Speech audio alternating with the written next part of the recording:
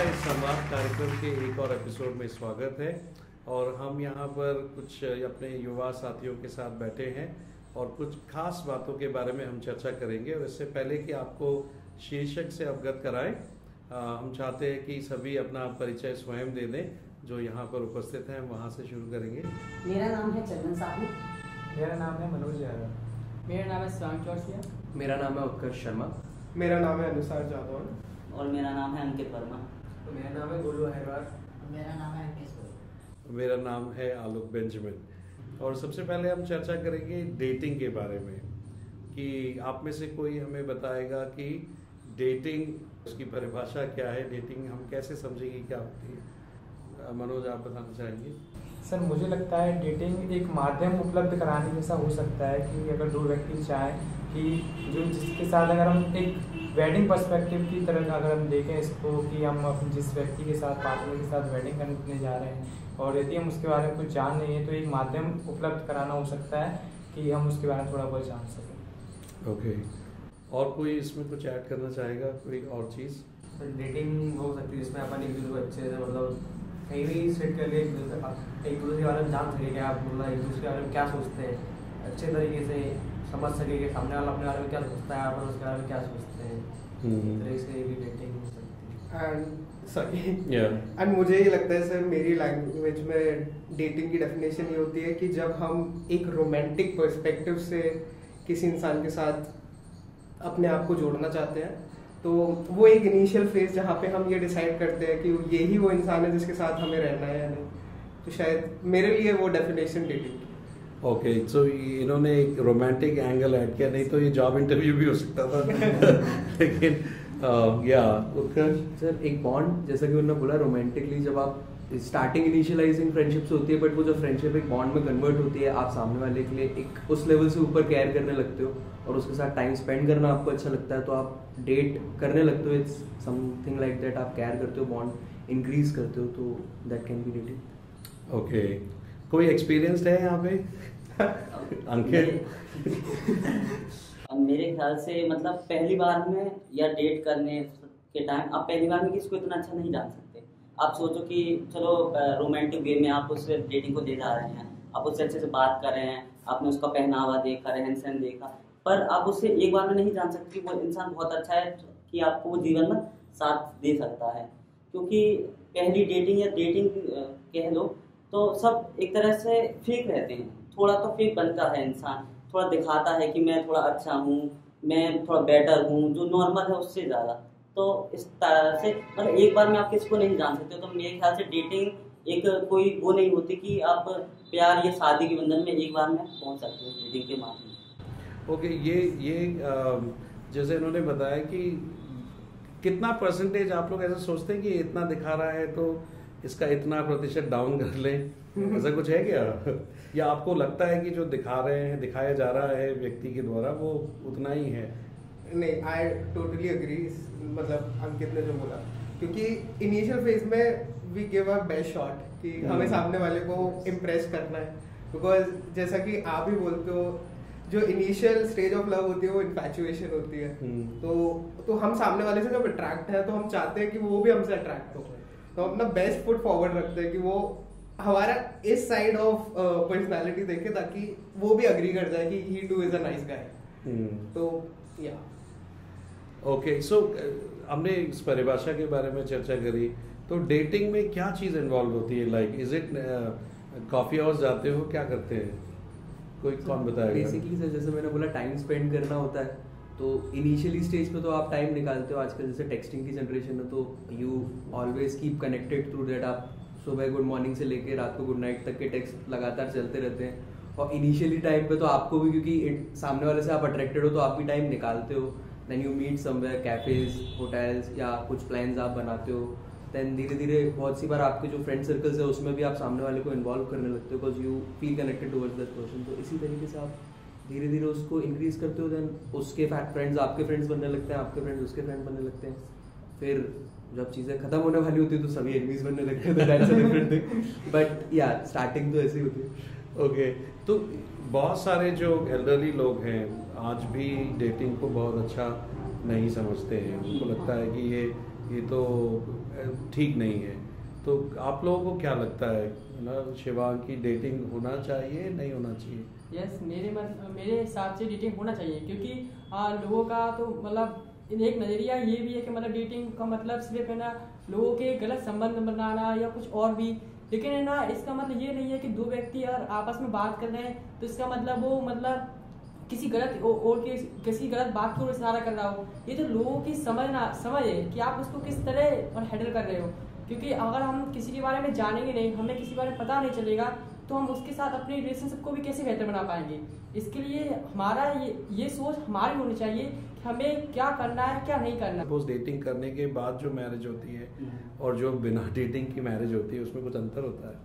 Sir basically आप बिना date के किसी इंसान को जा रहे हो तो इट इज़ लाइक कि आप ट्रैवल कर रहे हो, तो जब आप किसी नोन फ्रेंड के साथ ट्रैवल कर रहे हो तो आपकी वो जो जर्नी होती है थोड़ी सी अच्छी हो जाती है, क्योंकि आपके पास एक पर्सन तो है जिससे आप उस राइड में मतलब उस पूरी जर्नी में जिससे आप बात कर सकते हो जो आपका नोन है। और वहीं आप अकेले ट्रैवल करो तो आप through out the journey starting में तो आपको लगता है कि कोई आसपास वाला जानने का नहीं है तो you don't have a conversation. वैसे ही ये वाली चीज़ है कि when you have dated that person तो आपको पता है उसका नेचर कैसा है, वो किस चीज़ को लेके कैसे रिएक्ट करेगा। एंड जब बिना डेट किए डायरेक्ट अगर अरेंज मैरिजेस वगैरह या उस वे में भी अपन लेके जाए तो थोड़ा सा टाइम लगता है टू ड्वेल इन, तो वो सारी चीज़ें थोड़ी सी प्रोसेस चेंज हो जाती है, तो that is the difference what we can say. Okay, any other inputs in that?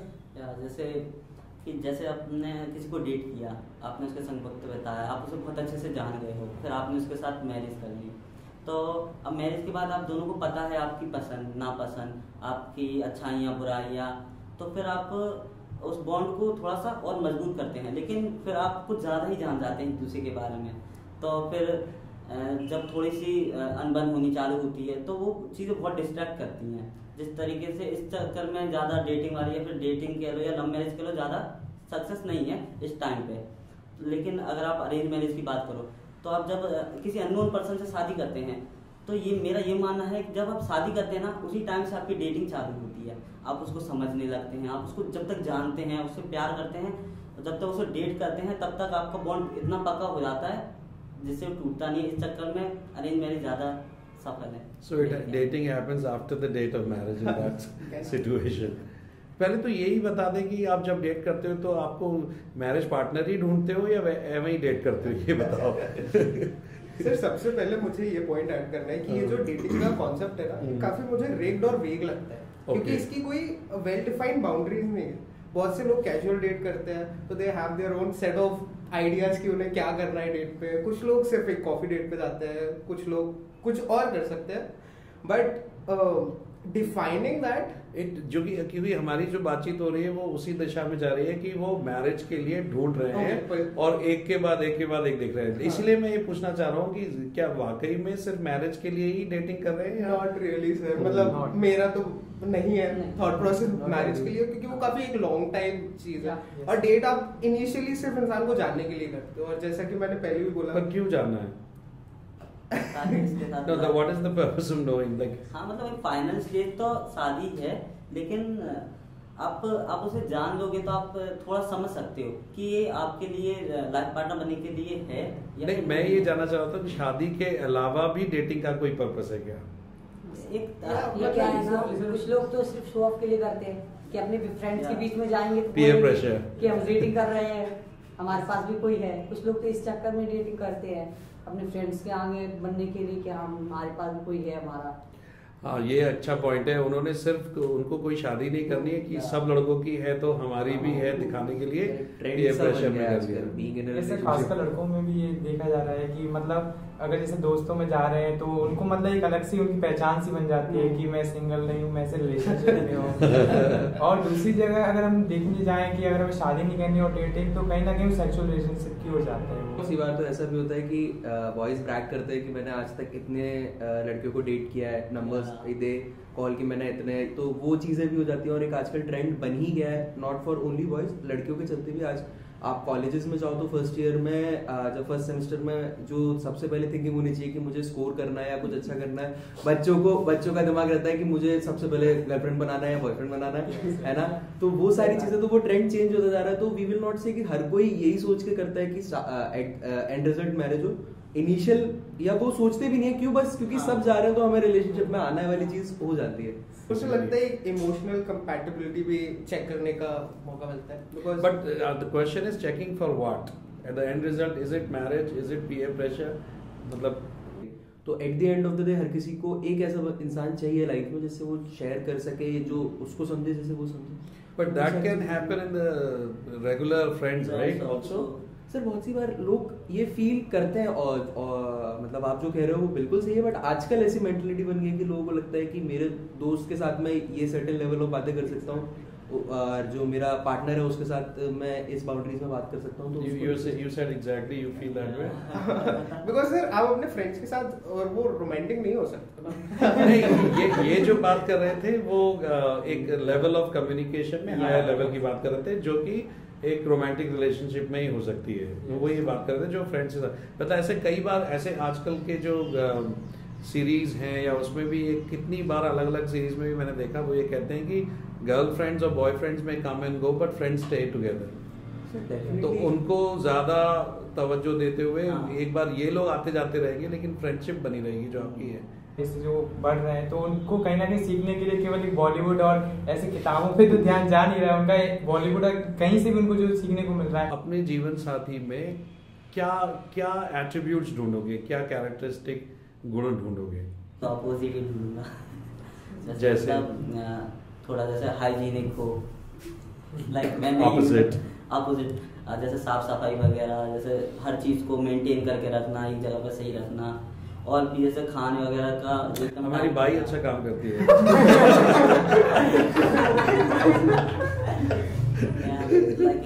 तो मतलब मेरा कोई टाइम टेबल सेट नहीं रहता, मैं जब चाहे सो जाता हूँ, सब उठ जाता हूँ, जब मन कर। Alexa is there for that but वो सब बोल सकती है, सुनती भी है, 24 घंटे रिकॉर्ड करती है Alexa, लेकिन वो जबरदस्ती कुछ करा नहीं सकती ना मुझसे। Okay. You want somebody to force you? Yeah. Okay, we can have robots for that. और कोई? मेरे लिए तो सबसे पहले इंसान का नेचर मैटर करता है। सो आई लाइक जैसे मेरा नेचर है, मैं लोगों से कनेक्ट करना पसंद करता हूँ। आई लाइक मतलब ट्रैवल करना मुझे पसंद है, लोगों से मिलना। तो मैं चाहूँगा कि वही जो सारी चीज़ें हैं वो सामने वाले में भी हों। बिकॉज मैं अगर लोगों से मिलना पसंद कर रहा हूँ, ट्रैवल करना पसंद कर रहा हूँ, ऑन दी अदर हैंड मेरे पार्टनर को वो सारी चीज़ें नहीं पसंद आती, तो there will be quarrels only. कि वो चाहेगा कि हम घर में रहें, मैं चाहूँगा मैं बाहर रहूँ। तो सबसे पहली चीज़ वो मेरी लाइकिंग्स और उसकी लाइकिंग्स कहीं ना कहीं मिलनी चाहिए। हैबिट्स ज़रूर है कि जो मेरे अंदर लो है वो सामने वाले में हाई होना चाहिए, कि जहाँ मैं लैक करता हूँ वो उस चीज़ को कंप्लीट कर दे। क्या कहते हैं, beauty on the other hand, because attract हम सबसे पहले सामने वालों को देख के होते, तो एक पर्सनैलिटी हर कोई सीख करता है। मतलब ऑल दो पीपल से कि नहीं होता, but that is the first thing जो आप सामने वाले से अट्रैक्ट होते हो, उसकी पर्सनैलिटी को देख के। और बाकी तो फिर आजकल सिर्फ स्किल्ड इंसान हो, लाइक अगर मैरिज पॉइंट पे देखें तो हम फाइनेंशियली स्टेबल दोनों को होना आजकल वर्किंग हर कोई पसंद करता है, लाइक तो वो सारी चीज़ें होनी चाहिए। ओके, और कुछ लाइक ऐसा होना चाहिए जैसे अपन मतलब एक दूसरे को अच्छे से जान सकें और वो अपनी मतलब कम्युनिकेशन है अपन उसको समझ सकें, जो आप करना चाहते हो वो आपको सपोर्ट करे, या फिर मैं वो करना चाहती हूँ तो मैं उसको सपोर्ट करूँ। एक तरह से मतलब दोनों एक दो सपोर्टिंग होना चाहिए। जैसा उन्होंने बताया कि अंडरस्टैंडिंग लेवल सही होना चाहिए और बिल्कुल सेंसिबल पर्सन, और एक मैं तो चाहूँ कि एक एडवाइज़र मिलेगी एक तरीके से, कि जैसे हर एक इंसान होता है अपने जीवन में गलतियाँ करता ही रहता है और हर गलतियों से सीखता है। तो एक इंसान जो आपकी गलतियों को पहचान सके और आपको जगह जगह गाइड कर सके, नहीं आप ये गलत करें, आपको उनको सुधारना चाहिए। हेल्पफुल नेचर होना चाहिए। क्या है ना कि कभी कभी ऐसा हो जाता है कि कोई कुछ और बात कर रहा है, आप कुछ और समय के घर में झगड़े बढ़ते हैं, तो बेटर अंडरस्टैंडिंग क्या एक दूसरे को समझ पाते हैं ठीक से, तो घर मेंटेन रहता है। और हेल्पफुल नेचर से ये रहता है कि आप एक दूसरे की मदद कर सकते हैं।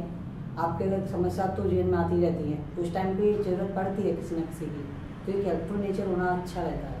तो मेरे हिसाब से दोनों का बराबर होना भी जरूरी है। मतलब ले देखिए वो सारी बातों को मतलब जो मैं कहना चाहता हूँ या वो जो बात खुद कहना चाहती है, उन दोनों को हम समझे, ना कि उनके पीछे झगड़े लड़े। क्योंकि जानकारी ना होने की वजह से एक दूसरे के बारे में हम मतलब बहुत सी गलत धारणा बना लेते हैं और रिश्ते खराब हो सकते हैं इस कारण। मेरे हिसाब से एक दूसरे को समझना और सबसे जरूरी चीज़ कि दूसरों को आदर करना सबसे ज़्यादा जरूरी है। मेरे हिसाब से ऐसा होना चाहिए जो घर वालों को समझ सकते है और परिवार को भी एक मतलब अपना ही जैसा रख सकते हैं।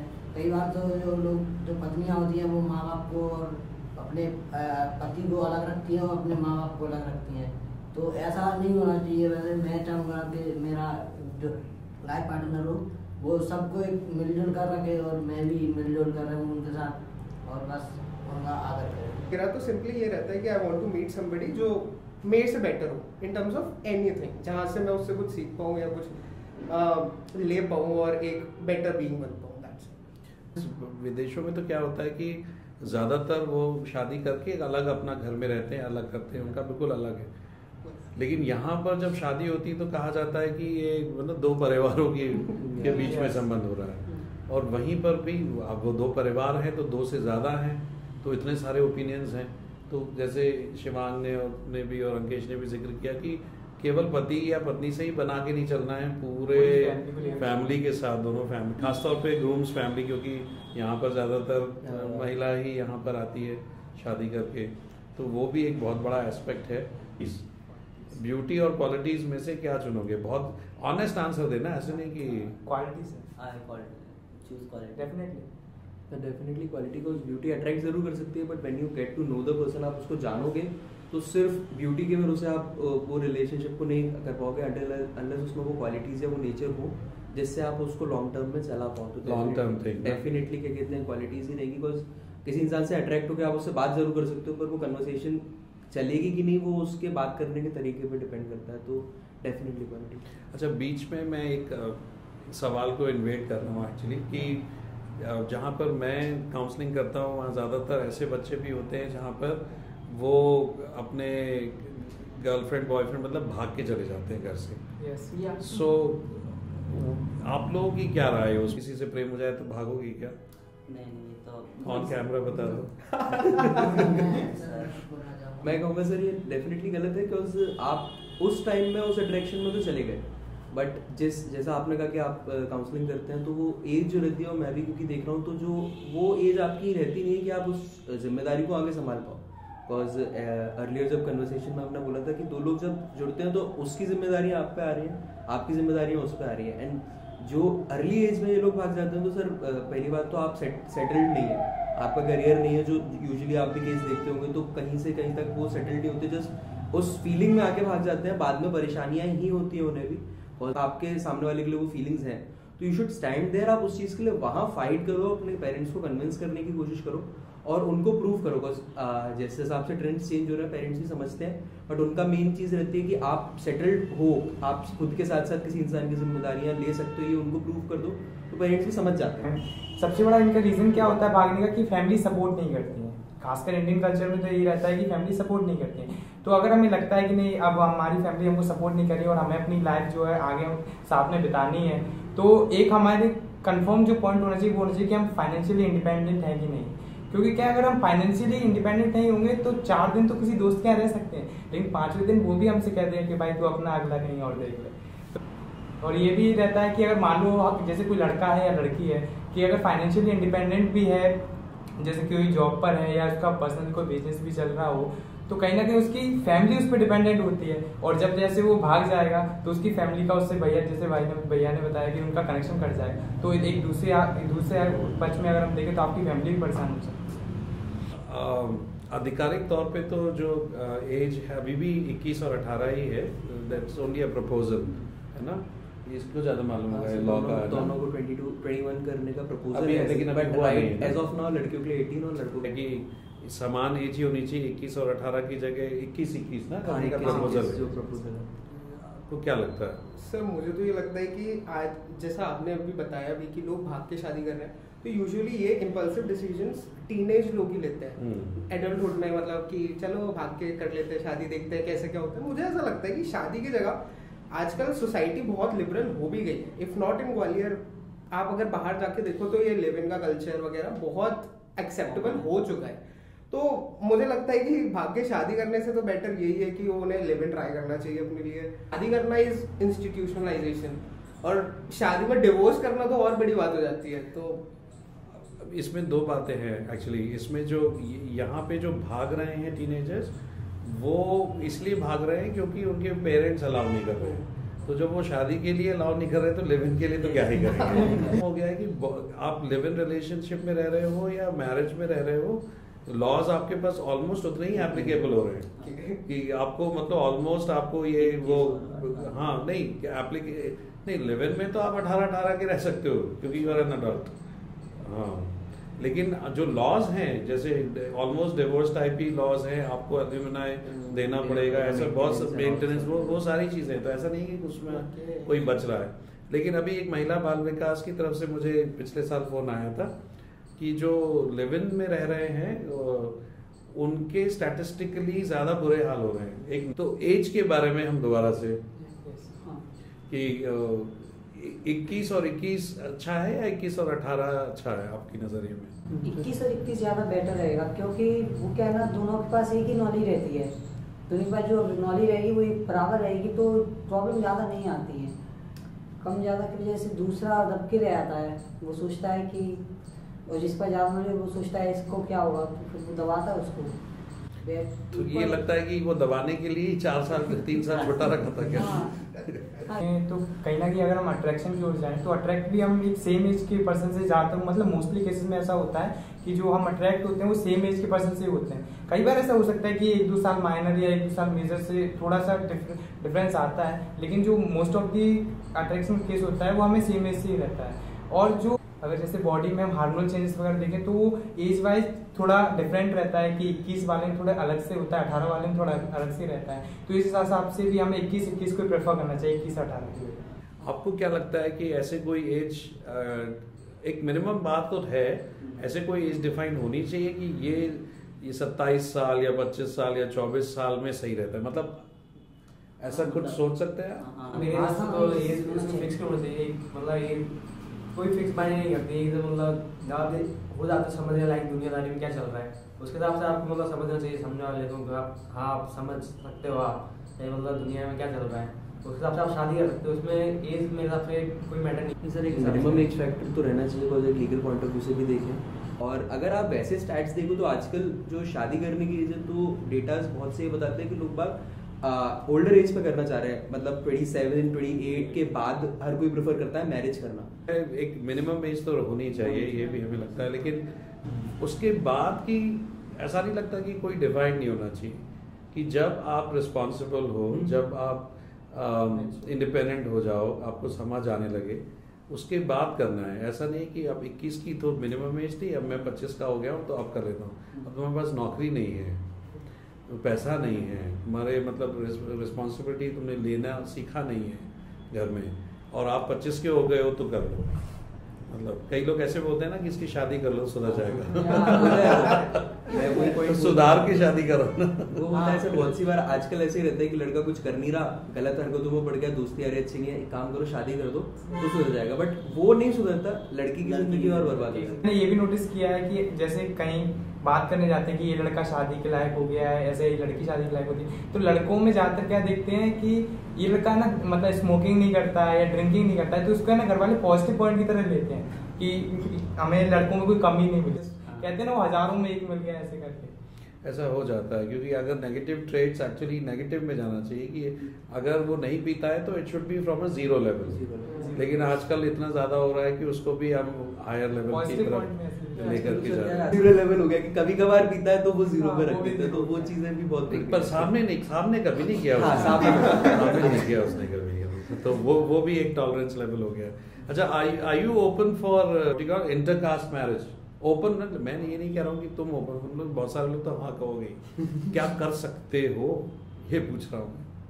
हाँ सर, मतलब मेरे घर पे ऐसी फाउंडेशन नहीं है, बट हाँ स्टिल मैं कहूँगा कि कुछ पर्टिकुलर कास्ट को छोड़ के तो कंप्लीट इंटरकास्ट तो नहीं हुई, बट हाँ मतलब ऐसा नहीं है कि बिल्कुल मुझे मैं मी बीइंग अ ब्राह्मण से ही करना, but there are some caste जो मेरे घर वाले भी नहीं अलाउ करेंगे, तो कंप्लीटली नहीं, बट हाँ कुछ। Thanks for the honest answer कि इंटरकास्ट तो है but is there still. In fact मेरा भी आंसर वही होता कि मेरी फैमिली मतलब coming from a Thakur background, तो वो तो और ज्यादा कंजर्वेटिव होते ही हैं, तो दे आर लाइक कि इंटरकास्ट तो करनी ही नहीं है, बट आई एम लाइक कि मुझे तो जो इंसान समझ में आएगा मैं उससे करूंगा।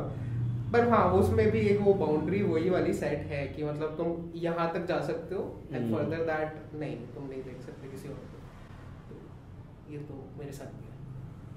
मुझे लगता है कि मैं कर सकता हूँ, क्योंकि क्या है मेरी मतलब मैंने आज तक अपनी लाइफ की जो डिसीजन लिए हैं कई हद तक मैंने खुद से लिए, मतलब जैसे पेरेंट्स से बोल देता हूँ कि मुझे ये चाहिए, मेरे लिए बेहतर है, तो वो कभी मना नहीं करते। हाँ, थोड़ा अगर उनको लगता है कि ये ज़्यादा ख़राब है तो वो मुझे सलाह वगैरह ज़रूर देते हैं और मुझे गाइड करते हैं, लेकिन कई हद तक वो मेरी बात मान लेते हैं। और इवन सबसे पॉजिटिव पॉइंट ये है कि हमारे परिवार में एक इंटरकास्ट मैरिज पहले हो चुकी है, तो मुझे नहीं लगता what you call precedence. he has found a loophole. कर सकते हो? नहीं। चलो ऑनेस्टली उसने सीधा बोला कि नहीं। नहीं कर सकते, नहीं कर सकते। मैं सोच रहा था कि मैं कर सकता हूँ, पर फिर बाद में पता चला नहीं कर सकता। मैं ऐसे मम्मी से कहा था कि मम्मी एक दोस्त है मेरी, तो मैंने ऐसे ही मजाक मजाक में कहता था, सीरियस नहीं, कि मुस्लिम है वो, तो मम्मी ने कही कोई भी पर मुस्लिम नहीं चलेगी। तो इस तरीके से मम्मी ने ऐसे कहा, तो मैंने भी ऐसी थोड़ा सा ऐसी बात और बढ़ा दी कि नहीं मम्मी मेरे को तो पसंद है ये, वो अच्छा है वो, तो ऐसे कि मम्मी ने फिर बहुत दूर से डांटा। तो फिर इस तरह से मुझे पता चला कि मम्मी के माइंड में क्या क्या चल रहा है कि कोई भी हो या कोई भी कास्ट हो ऊपर और नीचे चलेगी, लेकिन मुस्लिम या फिर इंटर रिलीजियस नहीं चलेगी। हाँ, तो वो तो अच्छा हुआ ये बता दिया, मैं तो इंटर कास्ट ही पूछ रहा था। Inter religious is also another thing जो आपके मन में आ रहा है इससे रिलेटेड, तो भी उसकी भी बात कर सकते हैं। तो सर आप ये बताइए एज अ काउंसलर योरसेल्फ, हमें क्या एक मैच्योरिटी अटेन करनी चाहिए before deciding to marry someone? अब ये अच्छा सवाल पूछा, क्योंकि when you come into the relationship आपको लगता है ना आप परफेक्ट हो ना वो परफेक्ट है, तो प्रॉब्लम्स तो आएंगी in a relation. When two people are travelling, आप 4 दोस्त 4 दिन के लिए 1 हफ्ते के लिए ट्रैवल करने जाओ और मुझे लौट के आगे बताओ कि हमें कुछ अनबन नहीं हुई, मैं विश्वास नहीं करूंगा। So when you are having a life journey you have to understand there will be problems. तो आपने कितनी भी डेटिंग कर ली हो, एक पति ने मुझे बताया कि मेरी 35 साल की शादी हो गई है लेकिन मैं अभी इसको पूरा जान नहीं पाया हूँ। तो you will never know the entirety of that, that's the beauty also. तभी तो उसमें मजा भी ना कि पूरा ही जान लिया तो फिर क्या मजा। तो ये भी जानना है कि वो सामने वाला भी परफेक्ट नहीं है, that's maturity. If I want to spell maturity I would actually spell it as LOVE।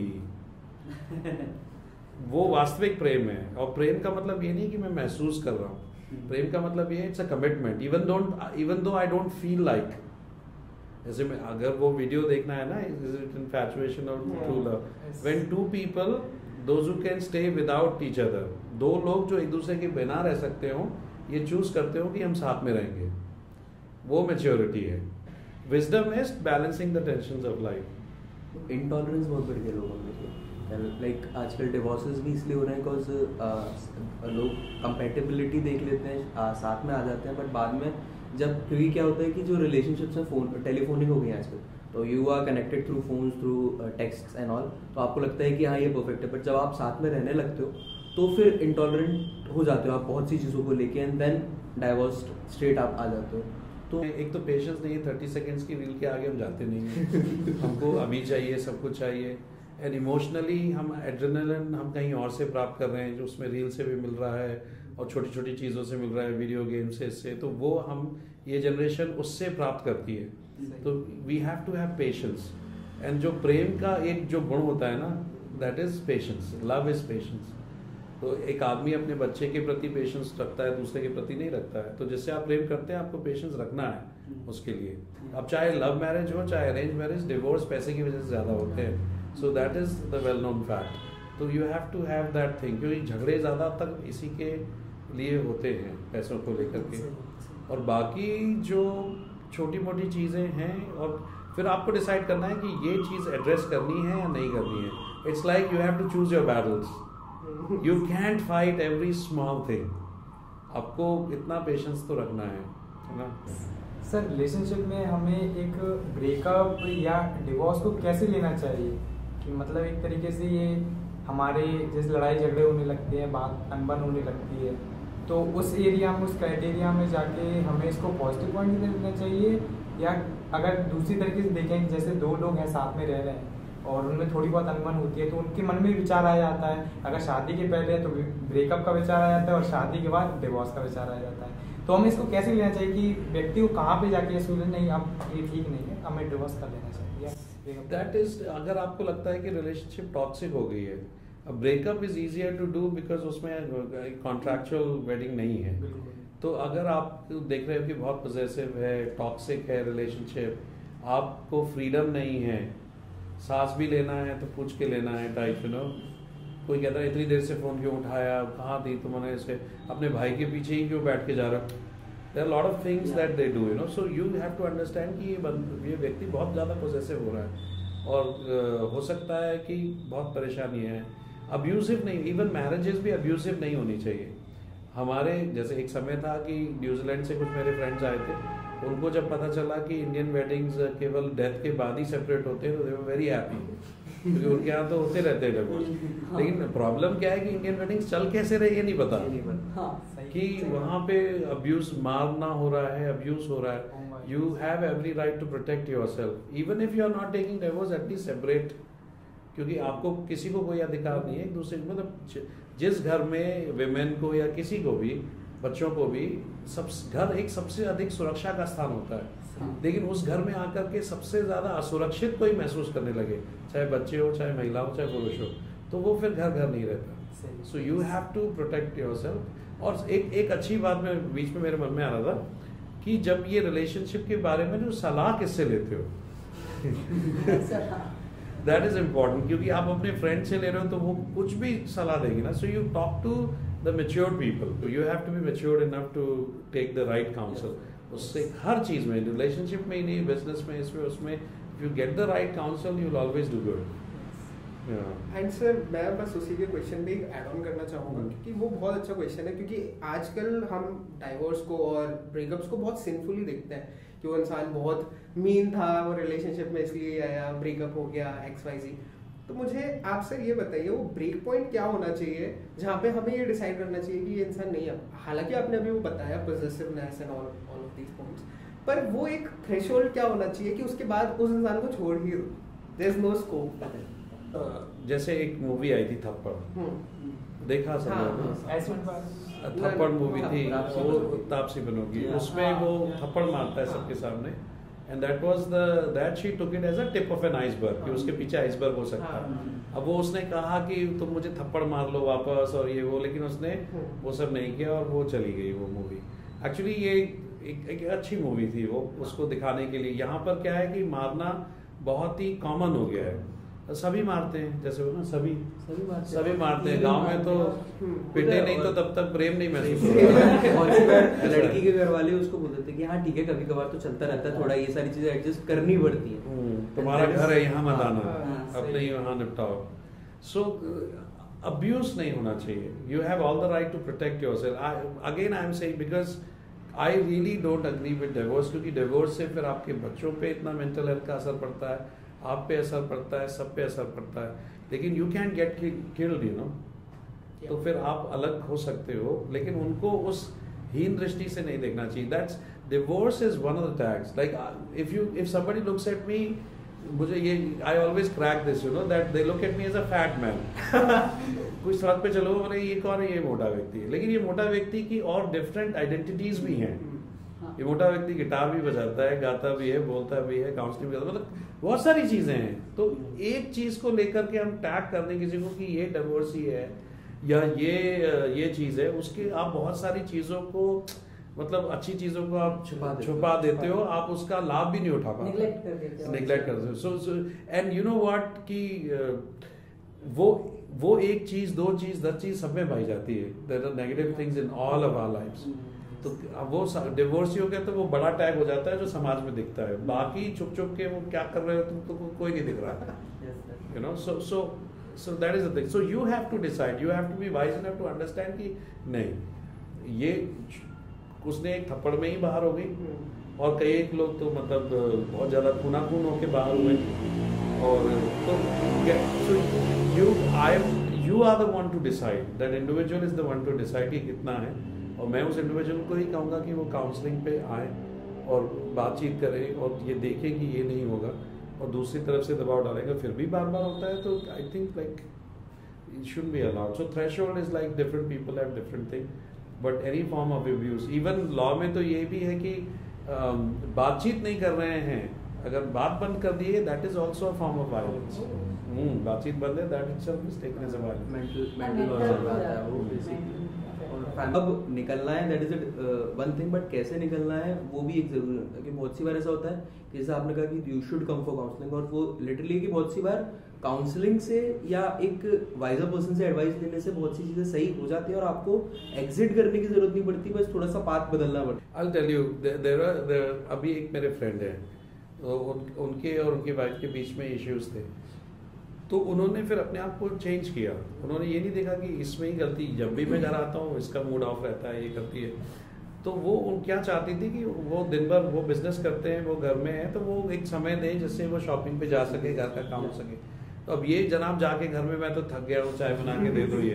फिर उसने कहा कि नहीं ऐसा नहीं करना है, मैं जाऊँगा, मैं अपने क्लाइंट मेरे को रात के 10 बजे बुलाएगा तो मैं उसको सेवाएं देने जाता हूँ, तो पत्नी को क्यों नहीं दे सकता। तो वो घर गया, उसने बोला कि चलो कहाँ चलना है, मैं तैयार हूँ। तो वो जाती लेकर के गए, उनको उनके हिस्से का जो समय दिया। सबसे बड़ी बात है कि झगड़े का जो कारण होता है, जो दिखता है वो नहीं होता है।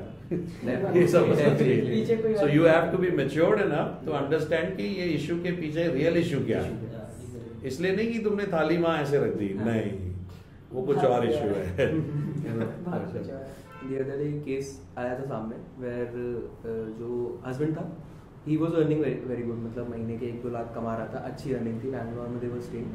तो वो वॉज प्लानिंग कि मैं अपना घर ले लूँ पहले, बिकॉज एवरीवन आप सेटल होते हो तो सबसे पहले यू गो फॉर। और वाइफ की कंप्लेंट ये थी कि आपके दोस्तों के पास आप जो गाड़ी चला रहे हो उससे अच्छी गाड़ी है, तो आप पहले BMW लो, घर बाद में लेते रहेंगे। और उस चीज के पीछे क्वारल था, एंड वो फैमिली कोर्ट में थे।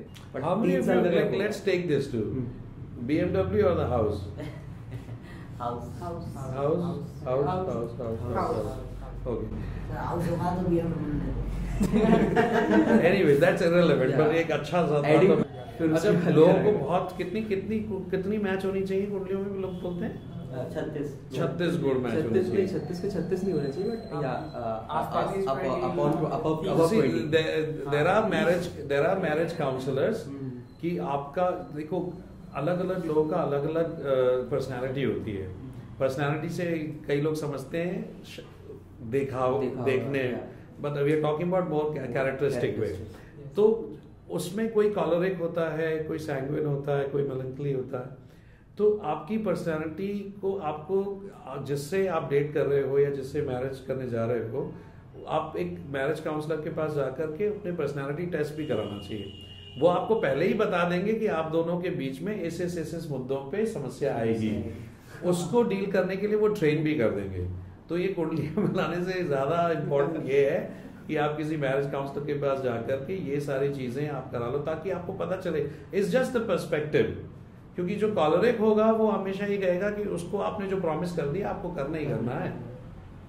आपने बोला था कि यहाँ से जाएंगे तो आइसक्रीम खाएंगे, अब वो कितना भी ट्रैफिक हो, कुछ भी हो, आइसक्रीम आपको खिलानी पड़ेगी। आप फ्लेक्सिबल हो कि ठीक है आज ये ट्रैफिक है, यहाँ से मोड़ लेते हैं, कल खा लेंगे, नहीं। आपको पता होना चाहिए कि आपका पार्टनर कॉलरिक है, उसको खिलानी है, आप गोल घूम के आओ, उसको खिलाओ। क्योंकि वो लोग भी जो आपको प्रॉमिस करेंगे वो करेंगे, they will go out of the way to fulfil what they have said.